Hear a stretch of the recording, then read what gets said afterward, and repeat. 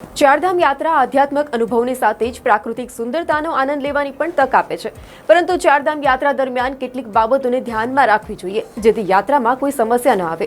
યાત્રામાં ઉત્તરાખંડમાં હિમાલયમાં સ્થિત 4 પવિત્ર સ્થાનો એટલે કે બદ્રીનાથ, કેદારનાથ, ગંગોત્રી અને યમુનોત્રી ધામ સામેલ છે. 30 એપ્રિલથી યાત્રા શરૂ થશે. ચારધામ યાત્રા ફક્ત શ્રદ્ધાની સાથે જોડાયેલી નથી, પરંતુ તેમાં ઘણા શારીરિક અને માનસિક પડકારો પણ સામેલ છે. એવામાં યાત્રા પર જવું હોય તો કેટલીક મહત્વપૂર્ણ બાબતો ધ્યાનમાં રાખવી જરૂરી છે. ઉત્તરાખંડ સરકાર દ્વારા ચારધામ યાત્રા માટે રજીસ્ટ્રેશન ફરજિયાત કરવામાં આવી છે. રજીસ્ટ્રેશન વગર યાત્રા કરવાની મંજૂરી નથી. રજીસ્ટ્રેશન ઓનલાઈન અને ઓફલાઈન બંને રીતથી કરાવી શકાય છે. તો આ ઉપરાંત આધાર કાર્ડ, યાત્રા પરમિટ, મેડિકલ સર્ટિફિકેટ અને અન્ય ઓળખ કાર્ડની સાથે રાખવું જરૂરી છે.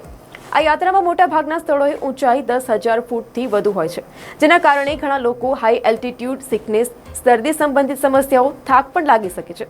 તેથી યાત્રા કરતા પહેલા ડોક્ટર પાસેથી હેલ્થ ચેકઅપ કરાવવું, ખાસ કરીને જો બીપી હોય, ડાયાબિટીસ, અસ્થમા અથવા તો હૃદય સંબંધિત કોઈ પણ સમસ્યા હોય. યાત્રામાં ઠંડી અને હિમવર્ષા પણ થતી હોય છે, તેથી હવામાન અનુસાર કપડાં અને વસ્તુઓ સાથે રાખવા જરૂરી બને છે. ઊંચાઈ અને ઠંડીના કારણે લોકો ઘણીવાર ઉબકા, ચક્કર અને નબળાઈ અનુભવે છે.